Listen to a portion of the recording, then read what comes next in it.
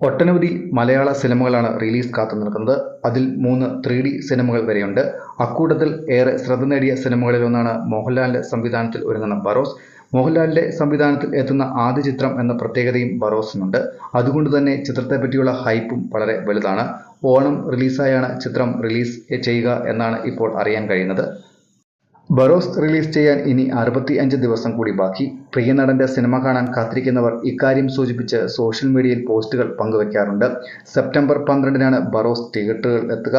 വർഷങ്ങളായുള്ള അഭിനയ ജീവിതത്തിൽ നിന്നും ഉൾക്കൊണ്ടിട്ടുള്ള പാഠങ്ങൾ ഉപയോഗിച്ചാണ് മോഹൻലാൽ തന്റെ ആദ്യ സിനിമ സംവിധാനം ചെയ്തിരിക്കുന്നത്. മുണ്ടുമുറുക്കിയും മീശ പിരിച്ചും മാസ് ഡയലോഗുകൾ കാഴ്ചവെച്ച് സ്ക്രീനിൽ തിളങ്ങുന്ന മോഹൻലാൽ സംവിധായകന്റെ മേലങ്കി അണിയുമ്പോൾ എങ്ങനെ ഉണ്ടാവുമെന്നുള്ള ആകാംക്ഷയാണ് ആരാധകരിൽ. അതേസമയം ബറോസിനൊപ്പം മറ്റൊരു സിനിമ കൂടി റിലീസിന് തയ്യാറാകുന്നു എന്നാണ് വിവരം. ടൊവിനോ തോമസ് നായകനാകുന്ന ബിഗ് ബജറ്റ് 3D ചിത്രം അജയന്റെ രണ്ടാം മോഷണമാണ് ആ ചിത്രം. സെപ്റ്റംബർ 12-ന് സിനിമ റിലീസ് ചെയ്യുമെന്നാണ് സോഷ്യൽ മീഡിയയിൽ പ്രചരിക്കുന്നത്. എന്നാൽ ഇക്കാര്യത്തിൽ ഔദ്യോഗികമായ സ്ഥിരീകരണങ്ങൾ ഒന്നുമില്ല. റിപ്പോർട്ടുകൾ പ്രകാരം ബറോസും അജയന്റെ രണ്ടാം മോഷണവും ഒരുമിച്ച് റിലീസ് ചെയ്യുകയാണെങ്കിൽ ഗംഭീര ക്ലാഷാകും തിയേറ്ററുകളിൽ ഉണ്ടാവുക എന്നാണ് ട്രേഡ് അനലിസ്റ്റുകൾ വിലയിരുത്തുന്നത്.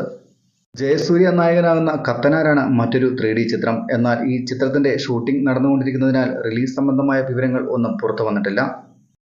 സിനിമാ ലോകത്തെ കൂടുതൽ വാർത്തകൾക്കും വിശേഷങ്ങൾക്കുമായി ഈ ചാനൽ സബ്സ്ക്രൈബ് ചെയ്യാൻ മറക്കല്ലേ. മറ്റൊരു വീഡിയോയുമായി വീണ്ടും കാണാം.